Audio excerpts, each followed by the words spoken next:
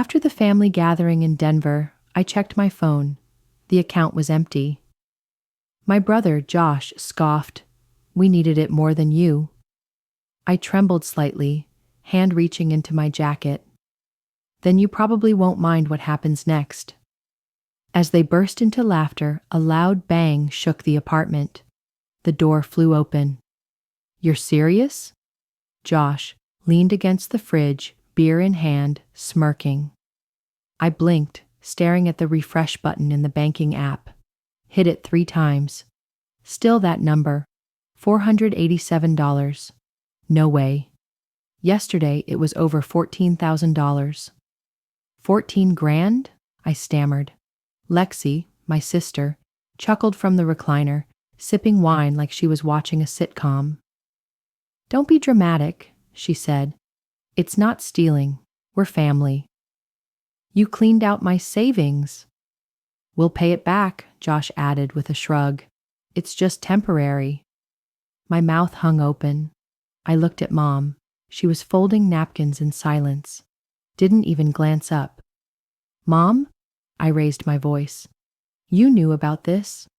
She sighed like I had just disrupted her peaceful evening. You're fine, Madison. Good job. No debt. No kids. You'll manage. So that gives them the right to rob me? Watch your tone, Madison, Dad muttered, eyes glued to his iPad. I stared at Lexi. How did you get my password? You logged in on the old family laptop, didn't sign out. She wasn't even sorry. So it's my fault? I clenched my fists, trying to stay calm. You're overreacting, Josh said. We're not wasting it, just trying to survive. You've paid for everything for years, Lexi shouted. What's the difference this time? I picked up my bag. No one moved. No one apologized. No one saw it as wrong. You're leaving? Mom asked.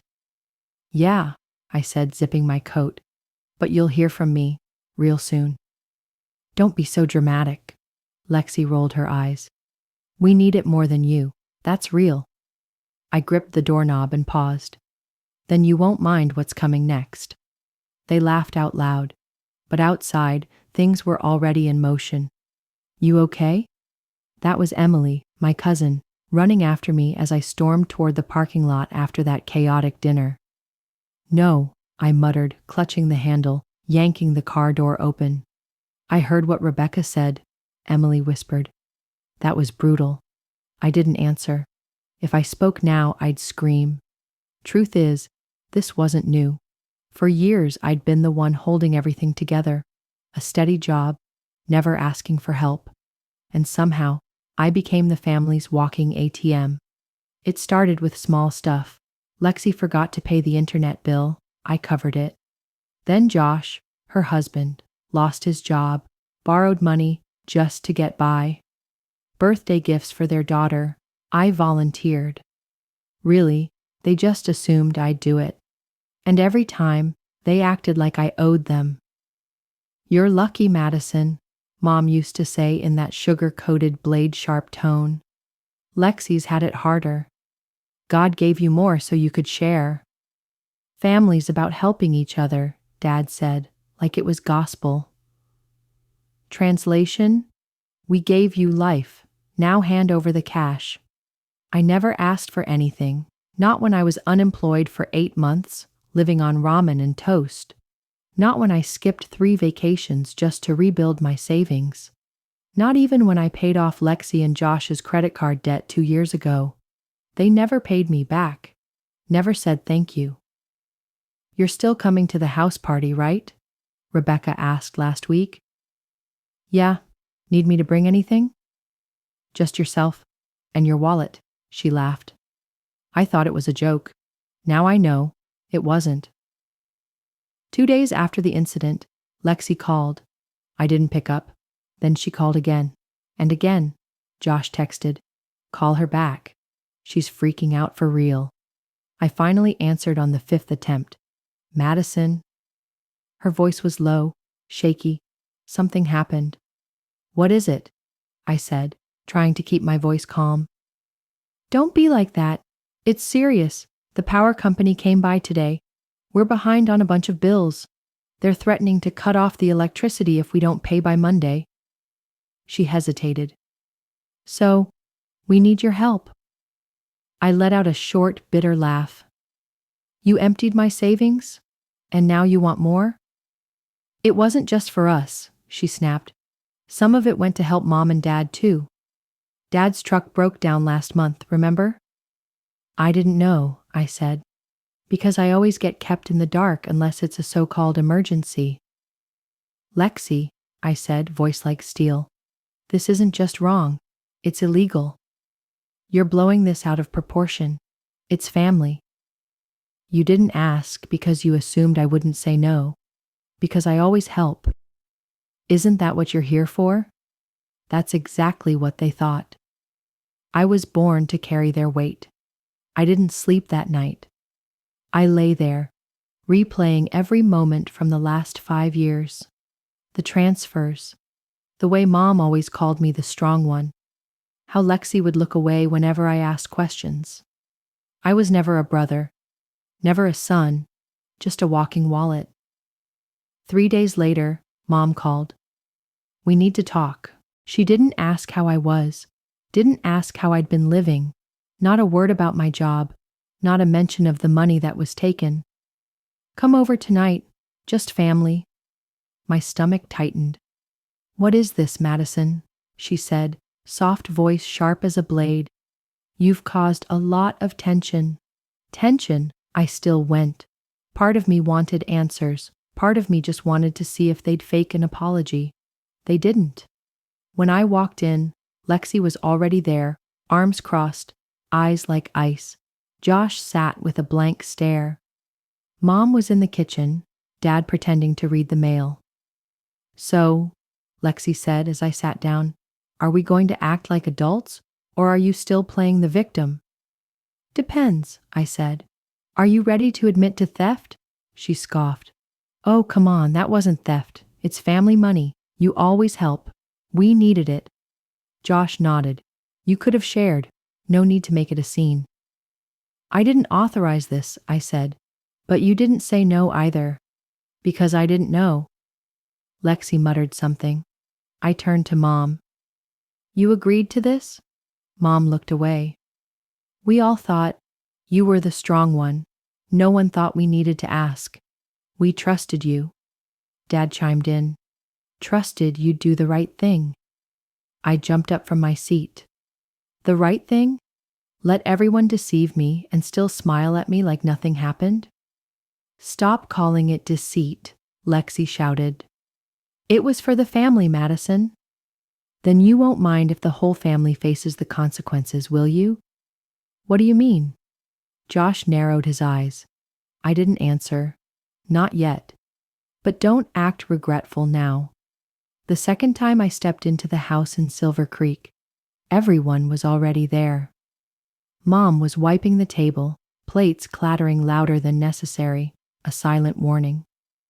Dad was on the recliner, flipping channels like it was just another Tuesday night. Lexi leaned against the window frame, arms tight, eyes distant. Josh slouched at the end of the table, foot up on a chair like he was watching football, not draining my life savings. Look who finally showed up, Lexi said, her voice bitter. I dropped my bag by the door, said nothing. Just muttered, let's get this over with. Good, Josh smirked. Finally admitting you were being paranoid. I was deceived, I said, sitting down. That was the signal. Mom cleared her throat. Madison, I know you're angry, but you have to understand. We had no other choice. Dad chimed in. You've always been the reliable one. We all depend on you. But no one asked me, I replied coldly. You just took. That's not family. That's theft. Oh God, you're so dramatic, Chloe sighed. We didn't waste it. It was for what we needed. Oh, really? I pulled a printed statement from my bag and slammed it on the table. $72 on French perfume, $900 on Uber Eats, $2,300 to cover Josh's car loan, You thought I wouldn't notice? Josh glared. You were tracking our accounts? More than that. I opened my laptop. The screen lit up with a spreadsheet, every transaction, every cent. I submitted a fraud report, and guess what? They responded. Lexi's eyes went wide. You didn't. I did. You called the cops? She screamed. I looked at Mom. Still think this is just a family matter? This is insane, Dad roared. You're going to send your siblings to jail? No, they put themselves there. Then came a knock. 3 heavy pounds like a gavel. Lexi turned pale. Josh jumped up. Mom covered her mouth. Dad stood frozen. Open up, FBI, Financial Crimes Unit. Josh turned to me, pleading. Madison, you're not serious, right? I opened the door. 3 agents stepped in, one with a clipboard, one with a tablet, one scanning the room. Are you Madison Rowe? Yes. Thank you for cooperating. We'll take it from here. Mom covered her face, trembling. Chloe collapsed onto a chair. Liam didn't move. An agent turned to them. You've been listed in an investigation of financial fraud and identity theft. Theft? That's our son, Mom cried. Blood relation doesn't exempt you from prosecution, ma'am, the agent replied. We had the right. He always helped, Lexi sobbed. Thinking you have a right doesn't mean it belongs to you, another agent said calmly. Please remain seated. I just stood there, watching. For the first time, they didn't interrupt, mock, or sneer. Mom turned to me, voice trembling. Lexi, you're this family's last hope. Please. I looked her dead in the eyes. Now is not the time to cry, Mom. Mom broke into sobs. Lexi stammered. Josh looked like he might bolt, but stayed seated. Want to talk about family? I stepped forward. Family is trust, respect, asking, not taking. No one said a word. I picked up my bag, turned to the lead agent. I'll step outside. And this time, no one stopped me. You're free now, Madison. Don't come back. I walked away from the house in silence. No one called after me. No one followed. For the first time, no more guilt, no more fights, no more familiar yelling. How could you? Only the cold night wind and the sound of FBI vans rolling away. I didn't look back. That night, I drove aimlessly through the desolate suburbs of Denver, past shuttered bakeries and the last glowing gas station. The phone on the passenger seat buzzed relentlessly. I sat in silence, ignoring every call. I no longer wanted to hear excuses dressed up as concern. Near midnight, I pulled up to the only place that had ever made me feel safe, my grandmother's old house in Arvada. She passed when I was 22, but I still had the key. She used to say, "If the world out there wears you down, Madison, come back here. This house always has room for you." And that night, the door was still open. I slept for 12 hours straight. No messages, no ringing, no weight crushing me like every time I was near my parents. The next morning, I made coffee with the old kettle, stood by the kitchen window, and watched sunlight crawl across the overgrown garden, where Grandma once planted wild daisies. For the first time in years, I felt alive. But peace never lasts long. The first email came from Dad. "This has gone too far. You've shamed the whole family. Are you not a Madison anymore?" I didn't respond. Then a message from Lexi, my sister-in-law. "Hope you're happy. My account's frozen. Josh has been suspended. You ruined everything over a few wire transfers." A few? Try over 40 grand and 4 years of being silently used. My mother left a voicemail, her voice tired and trembling. "You didn't have to do this, Madison. We're family. They're threatening foreclosure." I kept replaying those 3 words, foreclose the house. And suddenly, I wasn't angry anymore. Not hurt, just empty.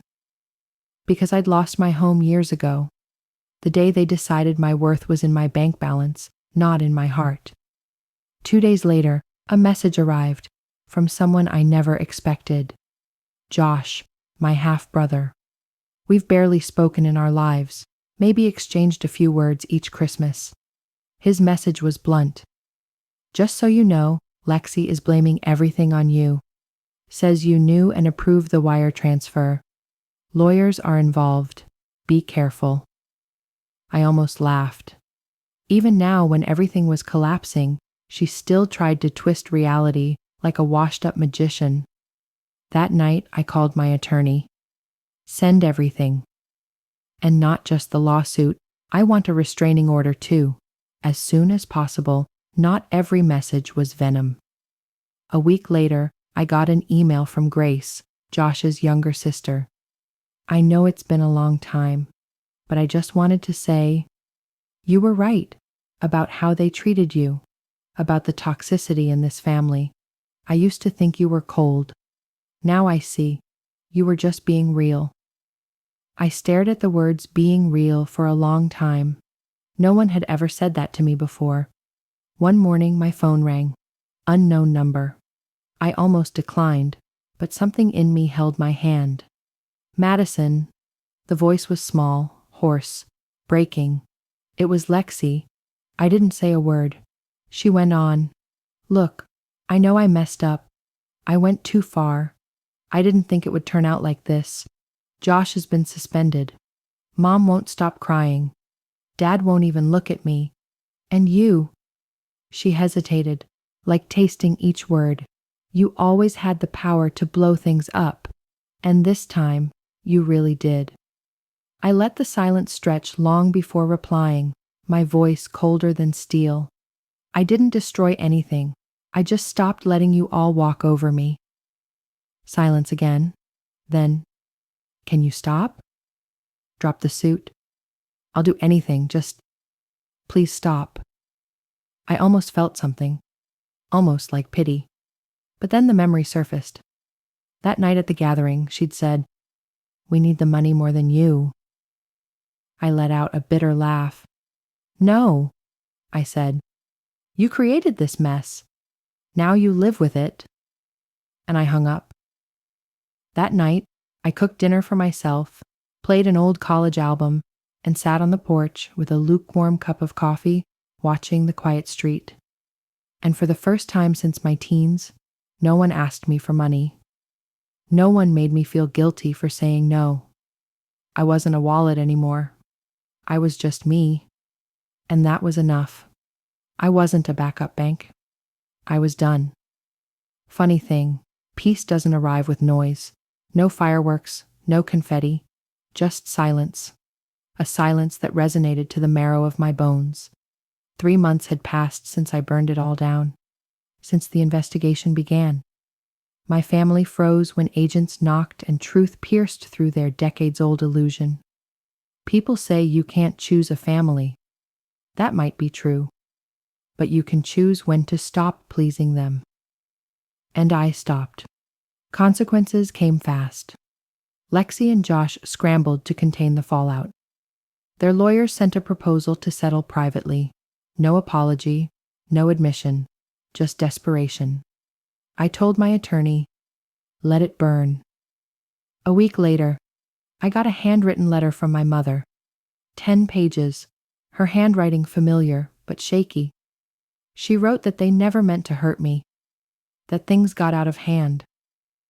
"We just thought you'd always be there," she wrote, "because that's what a good son does." That line stuck with me, because it said everything. Not, "We're sorry," but, "You should have kept taking it." I didn't reply, didn't call back, and for the first time, I didn't feel guilty. I moved to Phoenix, a new apartment, a new state. No more relatives showing up at 9 p.m. saying they were just in the neighborhood. No more surprise visits from Clara, teary-eyed and asking to stay a few nights.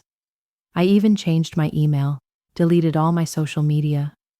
My manager, noticing my unusual focus, offered me a regional supervisor position.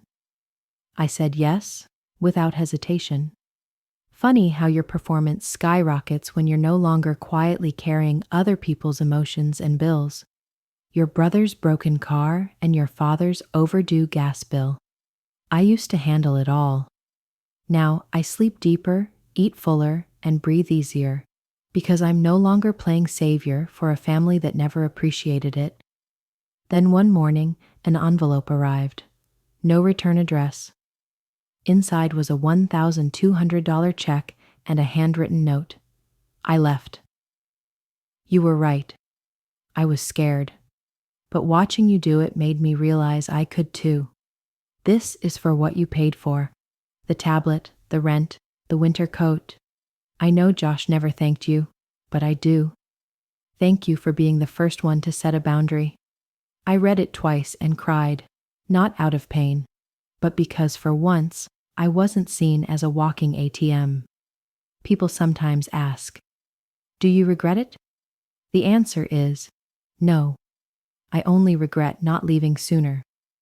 The sleepless nights, the holidays I worked overtime to buy them gifts. I regret staying silent while they walked all over me. But do I regret walking out of that burning house? Not at all. Once my therapist asked me, why did it take you so long to say no? I said, because I thought saying no meant I didn't love them. She smiled. Saying no is how you love yourself and teach them to love you too. I've never forgotten that. Last week, I ran into an old friend, Hannah. She said, I saw what happened with your family. Wild stuff. I thought she'd judge me, but instead, she just smiled. Good for you. Most people never make it out. I walked away feeling like I'd just taken my first real breath in years. Lexi and Josh are still under investigation. Last I heard, Josh lost his job. Lexi's accounts were frozen. My mother's trying to get a loan for a house, and Dad blames outside influences for tearing the family apart. They still don't get it. I didn't break anything. I just stopped pretending it wasn't broken. Sometimes I remember that night. Their laughter as I stared at my drained bank account, like it was all just a joke. And now they know. It wasn't just money. It was my life, my limits, which they crossed over and over. And now they face the consequences. I don't celebrate their downfall. I celebrate myself for standing up, for not going back, for surviving. Because even though the silence is sometimes lonely, it's also freedom. If you're reading this and you're the responsible one, always taking care of everything, let me say what I wish someone had said to me. You don't have to burn yourself to keep others warm. You're allowed to stop. You're allowed to walk away. And when you do, you don't lose your family. You find yourself.